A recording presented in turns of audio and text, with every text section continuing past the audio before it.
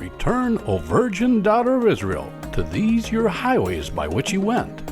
Welcome to Reunion Roadmap, a place to discover the people and communities along the highway of restoration for Israel's House of Yosef. Reunion Roadmap is a B'nai Yosef North America production. Be our guest for the next hour as we meet the people of the emerging House of Yosef here in North America.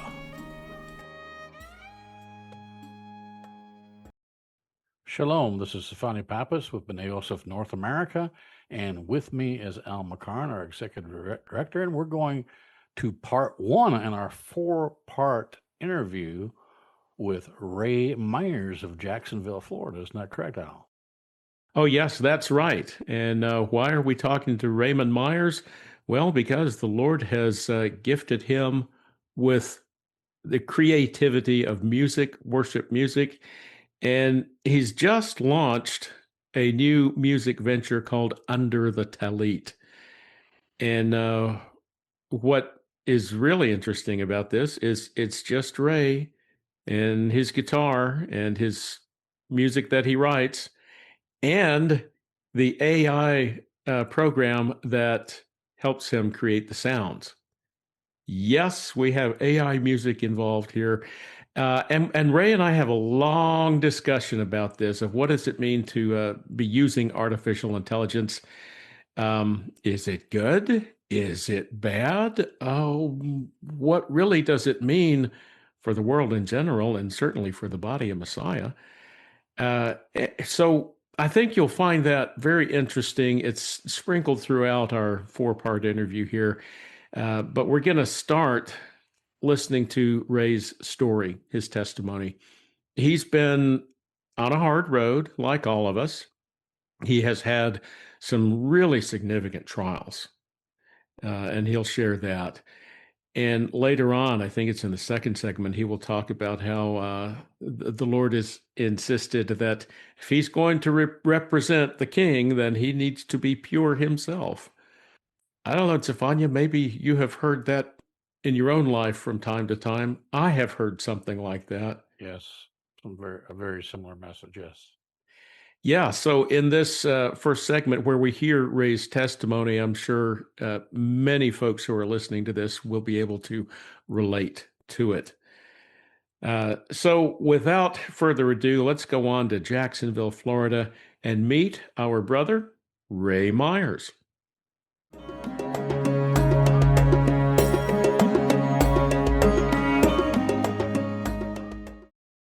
Hey, welcome to another interview segment on Reunion Roadmap. This is Al McCarn, and this time around we get to travel to sunny Florida, to the city of Jacksonville, and talk with Raymond Myers, the Singing Tallit, producer of a new album, Under the Tallit. Hey, Ray, welcome back to the show. Hey, it's been a while, Al. I really appreciate you having me back on and allowing me to talk about this subject. It means a lot. Oh, yes. Well, let's see. It has been a while. I don't know, 6-7 years. About so, yeah. And, Ray, one of the things I remember when we met, I believe it was in Blue Ridge, Georgia, is you're the one who introduced me to the life and times of Jesus the Messiah. Oh, yeah. Great book. Great book. Another good one is the Difficult Words of Jesus. If you want a shorter, also very highly interesting read. But yeah, the Life and Times is a lot like a book of stereo instructions. You better bring your academic pants if you're going to read that one, because it's that's right. A lot of reading. Yeah, and as I recall, in fact, I looked at your YouTube channel just this afternoon and reminded me of you were reading that. I was doing it. It wasn't particularly popular, unfortunately, but and I haven't posted anything new in almost 5 years. But every once in a while, I'll get a notice on YouTube, and someone will say, "Thank you for this. Thank you so much for doing this," because it's the kind of information that's just been lost. I mean, if you don't spend a lot of time dealing with rabbis or with people who are very into the messianic community, it's just stuff that is completely is not present in modern Christianity. It's just things you just don't know. Like for instance, when Christ says, you're like whitewashed tombs. We kind of feel that we understand the concept of somebody being clean on the outside but unclean on the inside. Like we can get a hold of that, but that was a traditional practice before the pilgrim festivals. They would send people out who would literally whitewash the tombs because people were buried beside the road. There were bone boxes, there were corpses that were put beside the road, and you needed to make sure you did not touch them, or you would be ceremonially unclean and unfit to go to the temple and make the sacrifices you need to make for your family. So to the person he said that to at the time, that just they knew exactly what he was talking about when he said whitewashed tombs. There was no question because they had all seen whitewashed tombs, which was a warning to don't touch them. So when he said that to those Pharisees, he was literally saying, don't even touch them, because even though they appear clean on the outside, they're not. And if you indoctrinate yourself in what they're going to teach you, you will become a greater servant of hell than they are, in that sense. Wow. Okay. So that's one I didn't know. And there are many things that I continually am amazed that get uncovered. And as I'm talking with my Orthodox friends and looking into the Jewish learning, but let's see, The Life and Times of Jesus the Messiah, that was 1880s, and it was Alfred Edersheim. Alfred Edersheim, born Jewish, Yes. became an Anglican Priest. Yeah, he became an Anglican priest. Yep. Yeah. Well, let's just set that aside right now. But I would encourage everyone, if you hadn't looked up Alfred Edersheim, he's a fantastic resource. Oh, absolutely. That book is a major inspiration behind the song that's on that album called Solomon's Porch. I actually wrote it and recorded all these songs. I wrote and recorded probably 7 or somewhere between 6 and 8 years ago. And it's just when I sang them myself, I play the guitar, and I even tried to do a little bit of production. I got a digital, production studio software to use with the computer, and I did some stuff it was okay. It's just I'm not a professional, But once these AI tools have come out, I took the stuff that I made, and it sounds professional, and it's nice. It's really nice to hear. I mean, I'm overwhelmed by some of it sometimes because I'm needless to say, the lyrical content, same as it always was. The musical content, some of it is very similar to what I originally wrote. Some of it just is me saying to the computer, hey, show me what you got. And some of them blew me away. Some of them are not so great, but I mean, the ones you hear are the ones that literally blew me away. And I said, that's better than what I wrote. I got to admit it. I'll just use this. This is better than what I could do. Oh, yeah. I listened to the album this afternoon, and I concur. But let's go back a little bit. I'd like to get your story, Ray. How did you get into music? Well, first of all, how did you get introduced to our Messiah? Well, my mother was actually the introduction to both. She, when she was young, sang in a trio with a lady who actually hired me when I was a teenager to sing at a show she was producing. I've always loved to sing. My mother played the piano at church. I loved singing in the choir. I remember singing when I got my first solo part. It was singing in "We Three Kings." I can't remember which of the three kings I was getting to sing in, but I was one of the parts. And I love to sing. I love to sing today. Any chance you give me, I will. In fact, sometimes I know when he's put me. There are times when he's had to just sit me down and be like, "Now you be quiet and let other people sing," because And what he'll do typically is for instance, we've started going to a local church here in the community, and they have a good praise band. They do. They have a good praise band. But every time I've even tried to sing along, I've had a throat cold that just won't go away. It just stays with me. And even though I don't have a fever or anything like that, it makes it where my voice just won't come out the way I want it to. So I don't want to sing along because I don't like messing up the notes and stuff when I'm singing along. And I know it's just because God's literally like, just hold on, when I'm ready, you'll be heard.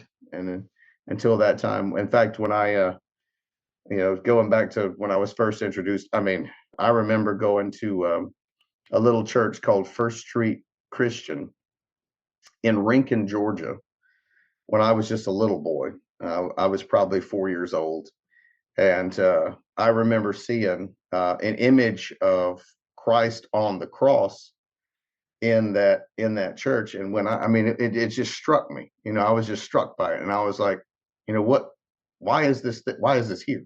Why am I? And why immediately does my heart feel attached to this person? Like, why? Why do I feel like this has some kind of meaning, even when I didn't understand what the meaning was? And as I grew up, my mother took me to church till I was probably 13. And as a young man, I always try to be a good boy. I didn't do drugs. I didn't drink. But I was always, as I got older and went through high school, I became more philosophical in my reasons for things. I wouldn't use, just like, well, God says not to do these bad things. I wouldn't make that the reasons why. I would always try to find another more I don't know, humanitarian, is that the word? A more humanistic explanation for why it was best not to do, certain things.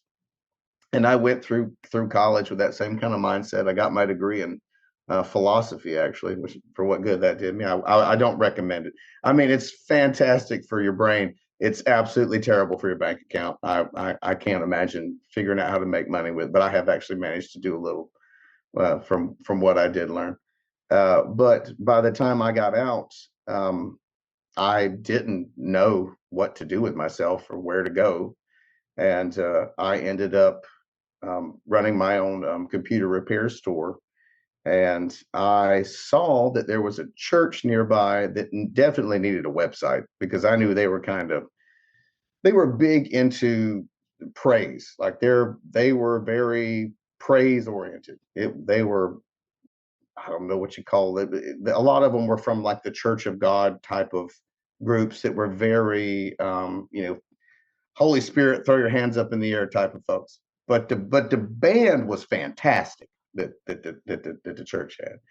So I went basically to them, and I was like, hey, I can help you get this online so people can know more about you and what you're doing and stuff. And they were like, okay, but we need you to be, we need to know that you're, somebody that's a believer in Yeshua, and we need to know that about you. And I'm like, I mean, I'll tell you exactly what happened the first time that I went there. Now, you understand, I hadn't been in a church since I was 13, and at that time I was 23. I walked up to the doors of that church, and I went to put my hand on the door, and I couldn't do it. It was like there was a force field, and I just wasn't going to be able to touch it.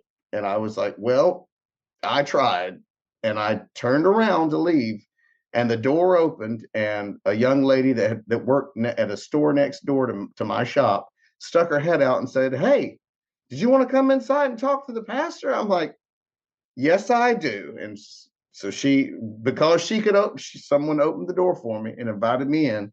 I was able to go in, and I went in, and it was like I said, it was very worship oriented. So the praise band was the praise minister. The worship leader was like talking to people and playing on her piano and stuff. And they basically just had a big stage set up with chairs for people to sit in, fold out chairs. And I went and I sat down in a chair, and I just said, well, I'll just wait. And a voice from behind me spoke and said, this is a safe place. And I'm like, well, that's where I need to be. And I turned around, and there was nobody there. And I said, well, that might as well happen. Considering I couldn't touch the door, I mean, that might as well happen, right? And over the course of the next, couple years, that became the place where my, the woman who eventually be my wife, when my daughter was born, we started going to that church, and that introduced me to a very praise and worship heavy concept of approaching the throne of God. I mean, they were all about it, like that they really were. It was a place that focused on music and art, visual art, music. There were people who would do dance. There were people who would draw with chalk and paint and do all that during the worship service. And just, it was a very different, but something I could get a hold of because, I've always loved music. So it was always a part of it. Now, eventually we did leave that place. And, a couple of years later, God calls me to a Baptist church. And at that Baptist church, I told him basically, like, I'm not going to let anybody here know that I can sing or do anything like that, because I was already kind of mad about what had happened at the previous place, particularly with the worship.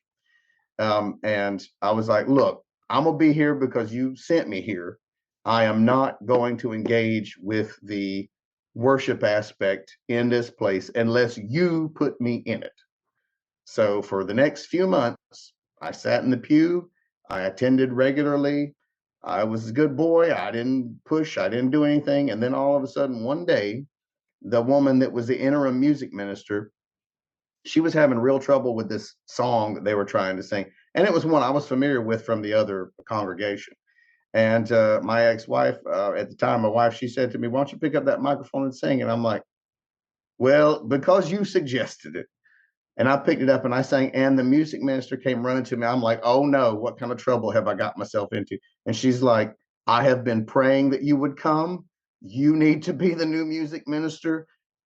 I had no idea she was the interim. Like I didn't know the politics. I didn't know, I barely knew the woman. I'd only been there for a few months. I mean, she was absolutely wonderful, but she was an older woman. She's probably in her 70s. But like she just came running right over and just like, you need to be the music minister. And I'm like, I was floored. I was overwhelmed with emotion that, the patience had paid off in ways that I didn't realize it possibly could. And, for the next couple of years, I was basically the music minister, and I was a youth pastor, and I was I was working my way to being the associate pastor there at that little Baptist church.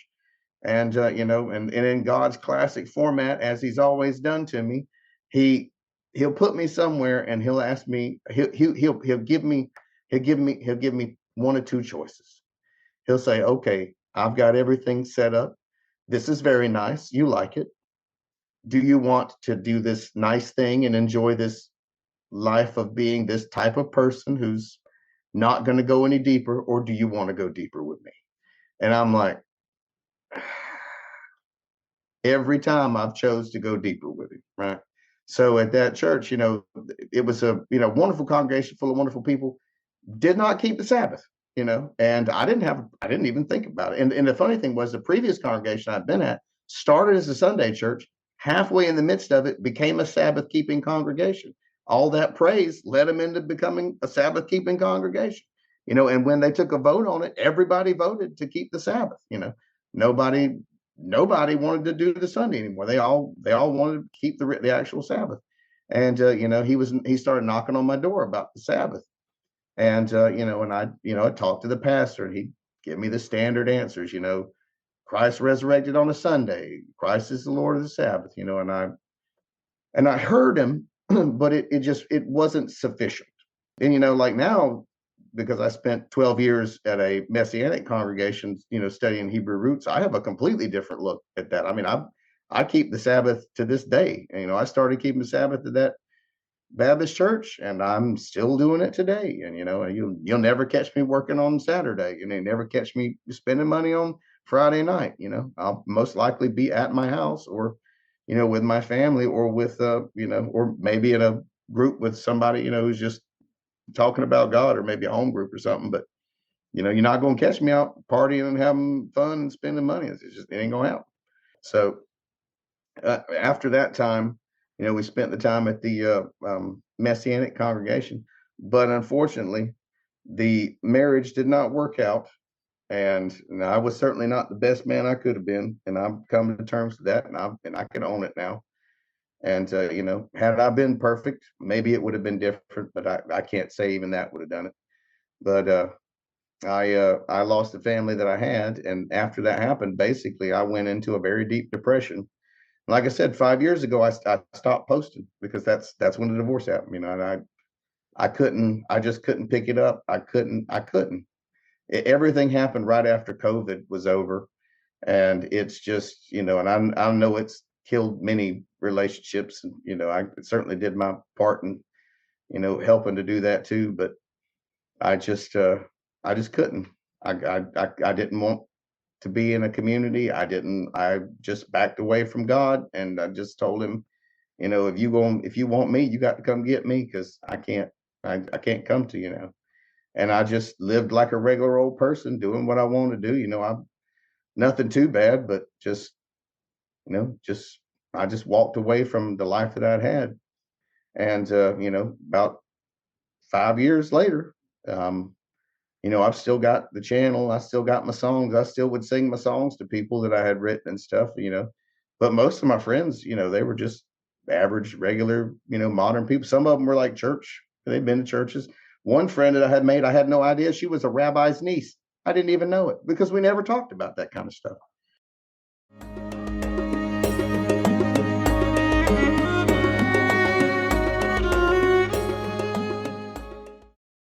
And now, The Anthem by Ray Myers. You can find more of Ray's music on Spotify at Under the Tallit.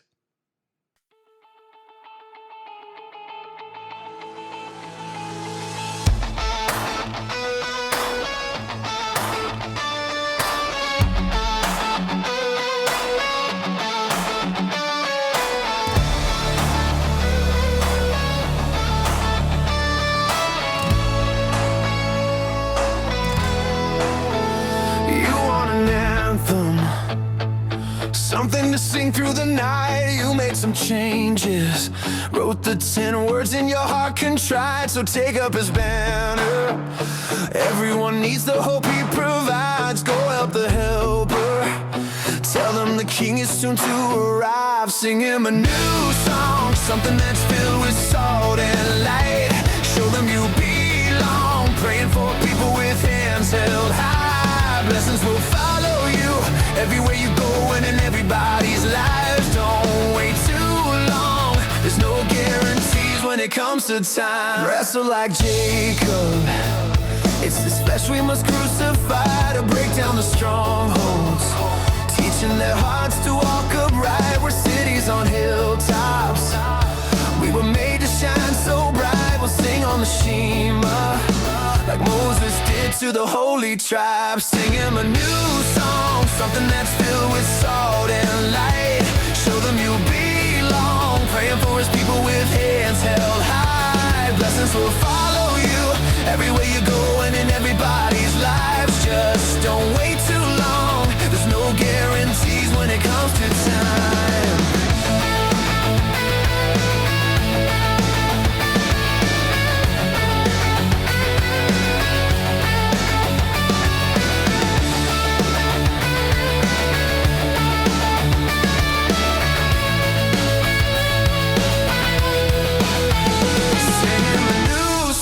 Something that's filled with salt and light. Show them you belong, praying for the people with your hands held high. Blessings will follow everywhere you go and in everybody's lives. Just don't wait too long, there's no guarantees when it comes to time. Sing him a new song, something that's filled with salt and light. Show them you belong, praying for people with hands held high. Blessings will follow everywhere you go and in everybody's lives. Just don't wait too long, there's no guarantees when it comes to time. Sing him a new song, pour it out from your heart contrite. But don't wait too long, you got to live while you're alive.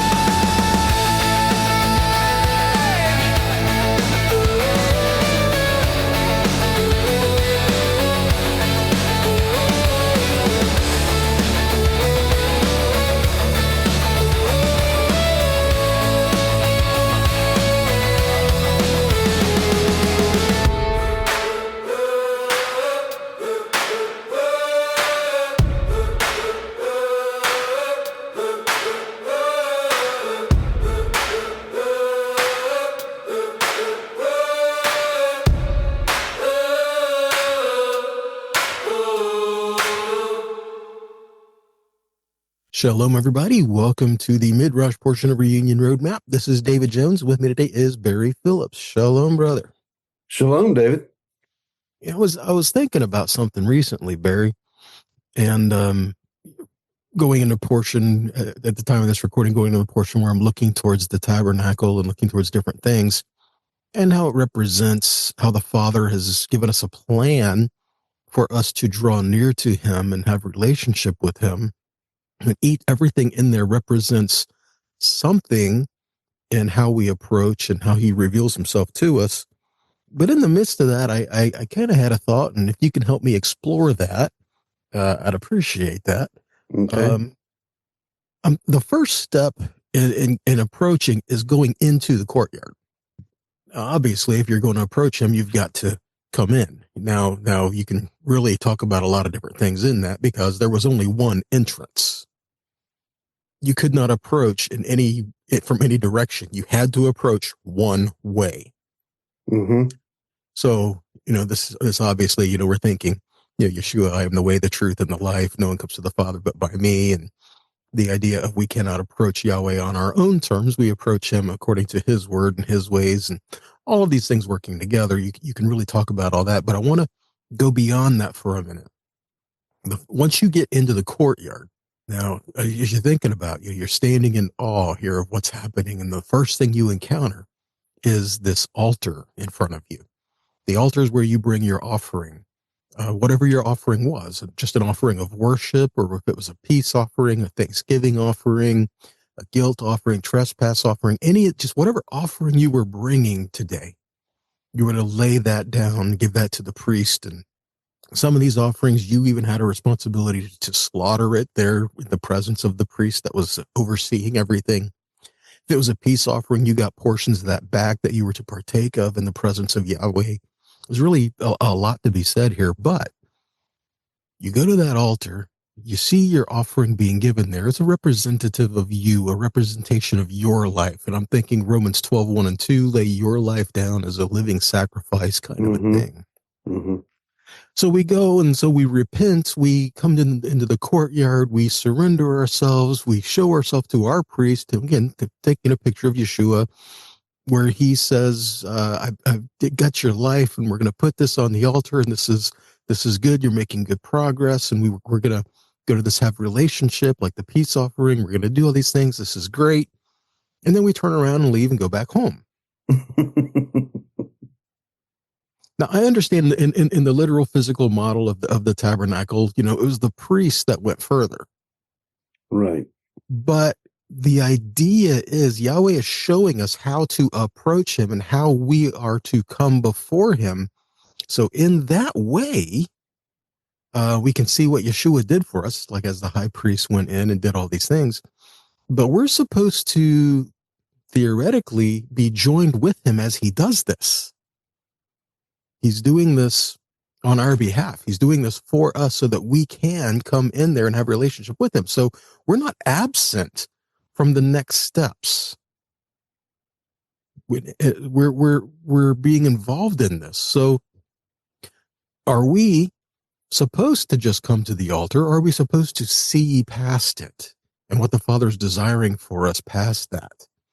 It makes me think of He gave us the Torah so that we could see what is happening behind the veil, what's happening, what's going on. He didn't just make it mystical. We're supposed to know what's going on behind the veil. So we're supposed to live a life beyond, come to the altar, lay our life down, and then see you next week. Mm-hmm. Mm-hmm. What's past the altar? What are we supposed to be doing? What are we supposed to be seeing? What are we supposed to be involved in that we're not? All right. So I kind of lobbed the ball in your court with the wide volley there. Very. What do you think? What are the next steps here? What are we supposed to be doing past the altar? Something immediately comes to mind is an event that took place 20 years ago, I guess.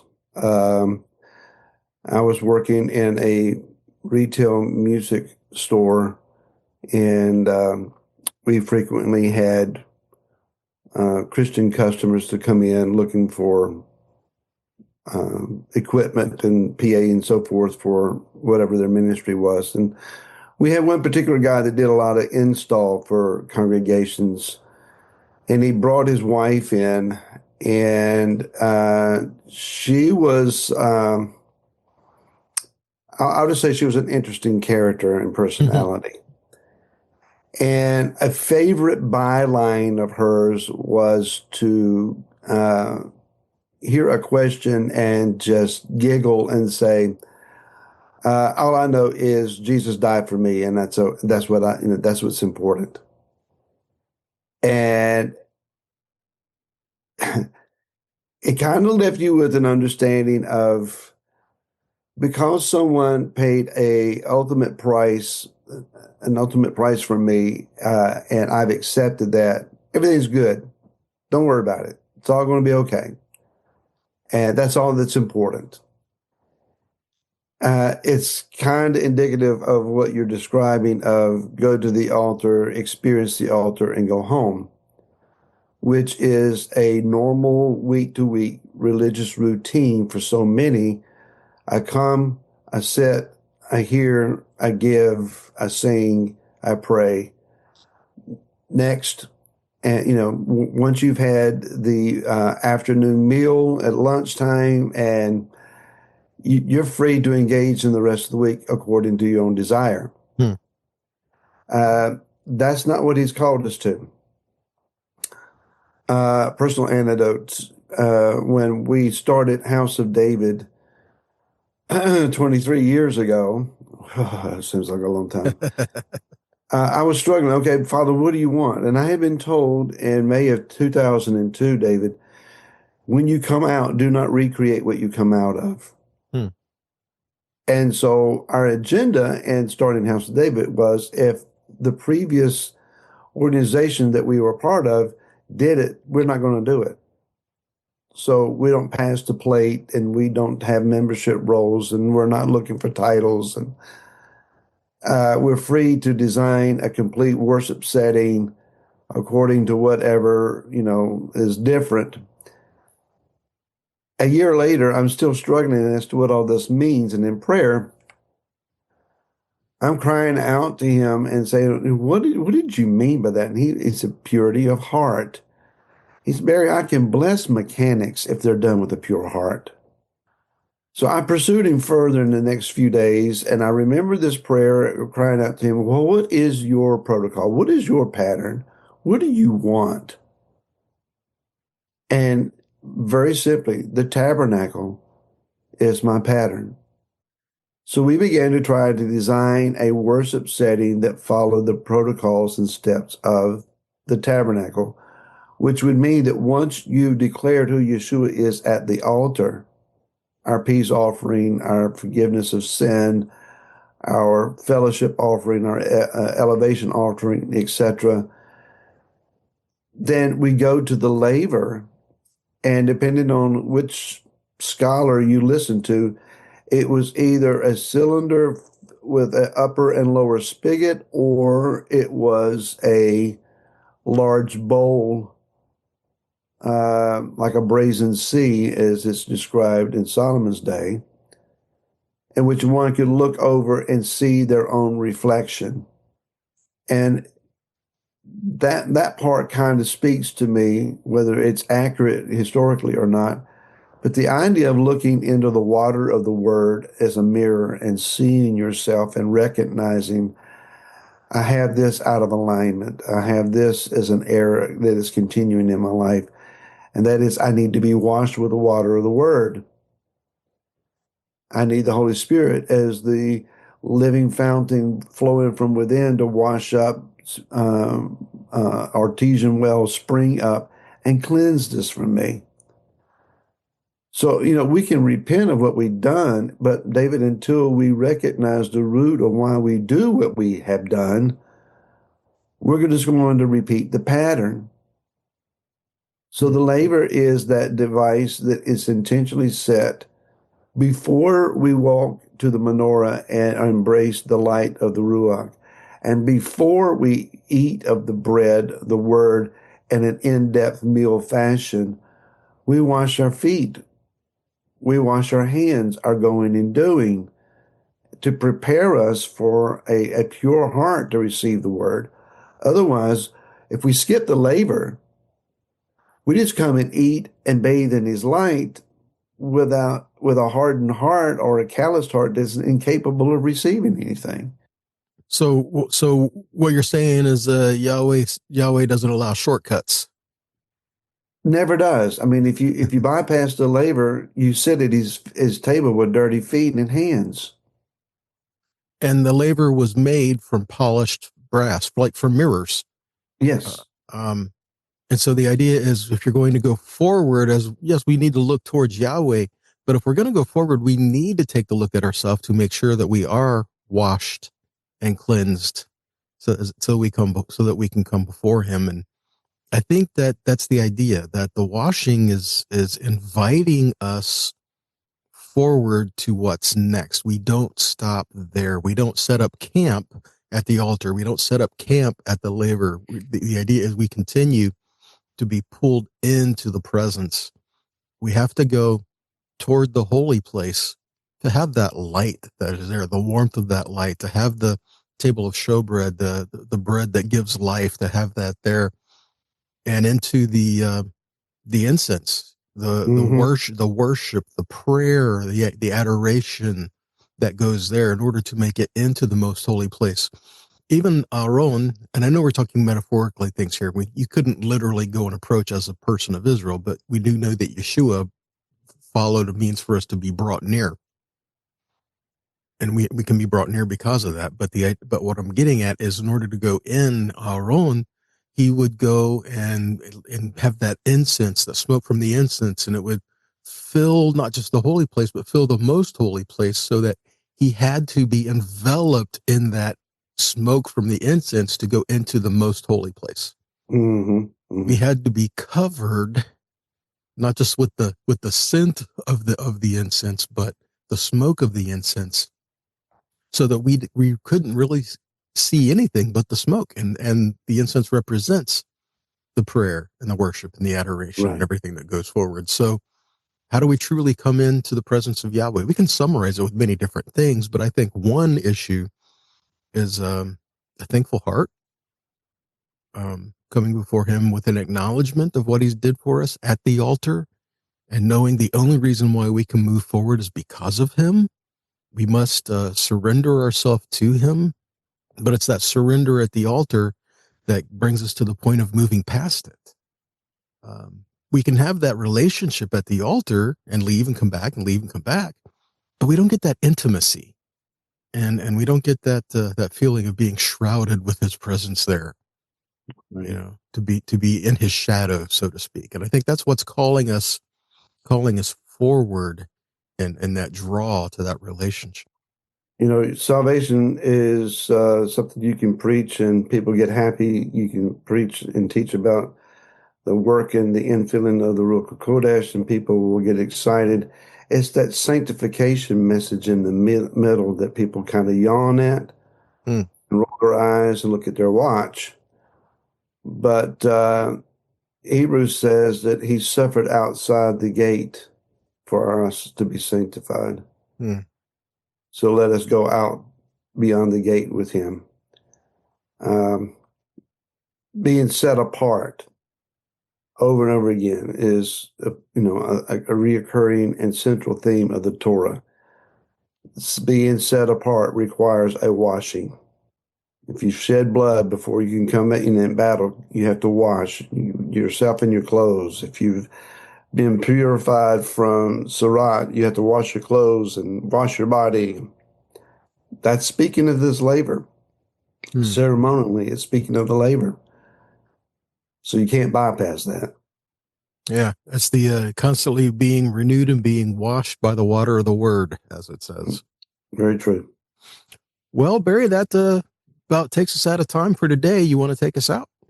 Sure. Thank you for comments, questions, insights that you might want to add. You can offer those at, if I can say this, reunionroadmap at B'naiYosefNA.com. We'd love to hear from you. So until next week, shalom, David. Shalom all.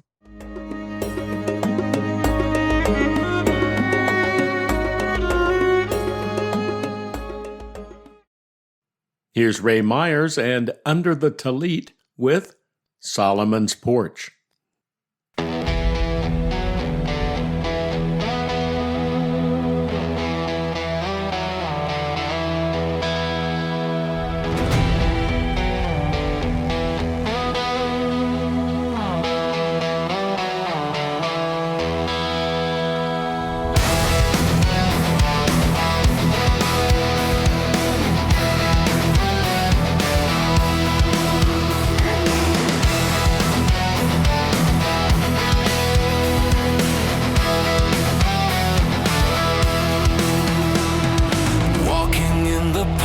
Of Solomon, just outside the Gentiles' court.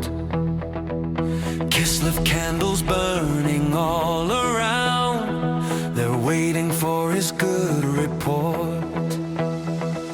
Tell us plainly, are you sent from him, the Judah for our new revolt? At this feast of dedication,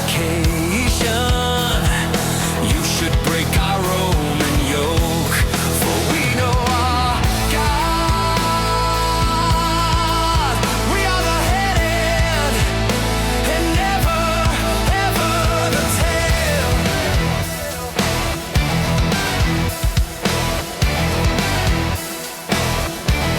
For we know our Yah. With the Son of David, we could tip Caesar's scales.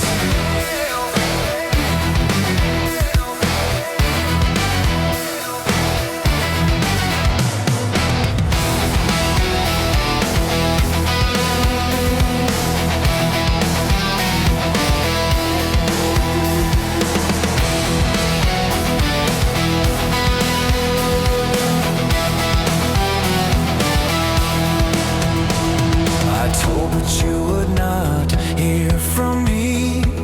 So look at these good deeds I've done. You're looking for another Maccabee. Well, I and the Father are one. So take up your stones.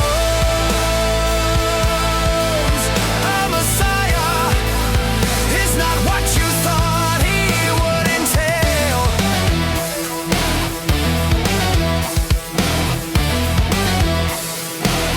You wanna carry my load?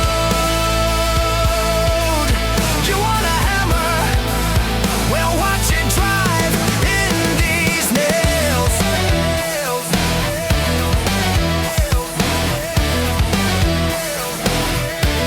So take up your stones. You are God's, for his word can never fail.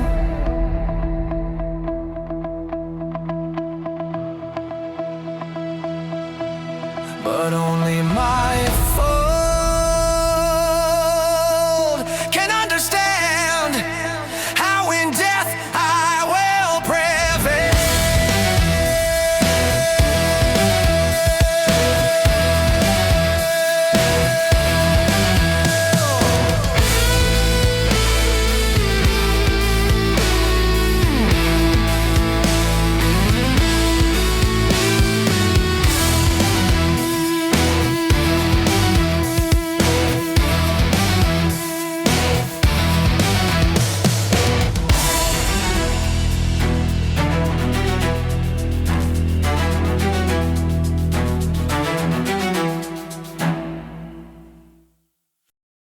Well, once again, that's the music of Ray Myers. You can find him on Spotify and iTunes and Apple Music. Look for Under the Tallit.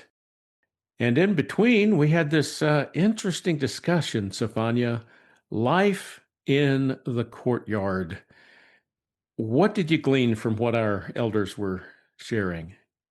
Well, they said that the protocol, and when you approach that we're so used to the different areas that we all come from, because we're just not have not been schooled in that we don't really take into consideration that where we come from, and just we just kind of leave it and don't really have it impact us to where it stays with us. Why he's the way and the truth and the life. There's only one way in, and it's by him. And when he lets us there into that place, and if we walk away forgetting, like like it says in scripture, forgetting what we look like when we look at ourselves into the mirror and forget what we look like. Well, I mean, he's there to give us a glimpse of what we shall be, I think. Yeah, that's it. And sometimes that glimpse of what we are, that scares us. And it can be very ugly. Yes. It can be intimidating. And then we see that picture of what he wants us to be and what he's ready to take us to be. Yes. That's even more scary. It can help you understand why Peter said, "Depart from me, O Lord, for I'm a sinful man." It also reminds me of what did Isaiah say when he saw that vision in the temple.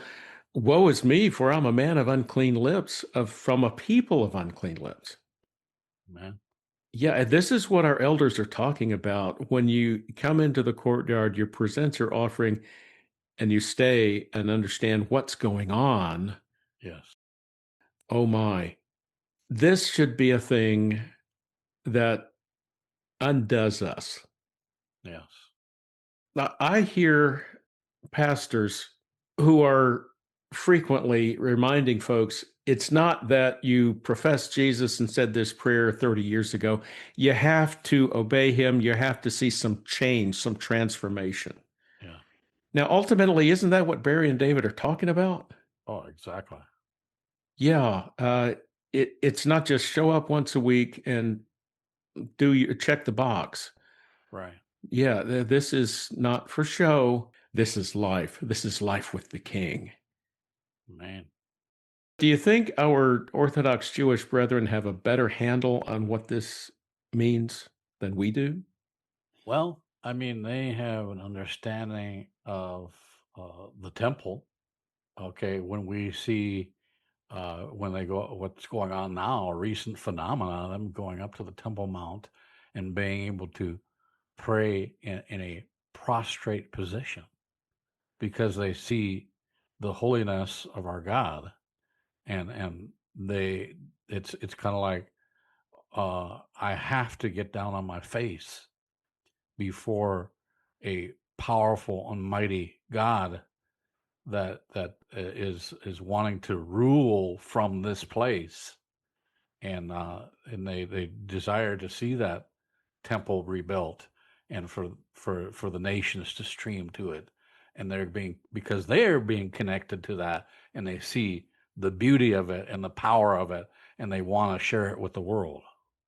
True, true. And I've seen this also in the lives of saints who are so devoted to the Lord, men and women. Yeah. I think of Chinese underground church, for example. Oh, yes. A Yes. sense of the holiness of God. Yeah. This is what really we are so much in need of learning and understanding. Yes.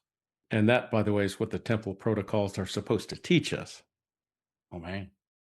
Well, we're going to have to leave it right there for this edition of Reunion Roadmap. So let me invite you all, go to our website, BneiYosefNA.com, BneyYosefNA.com, and check out our resources.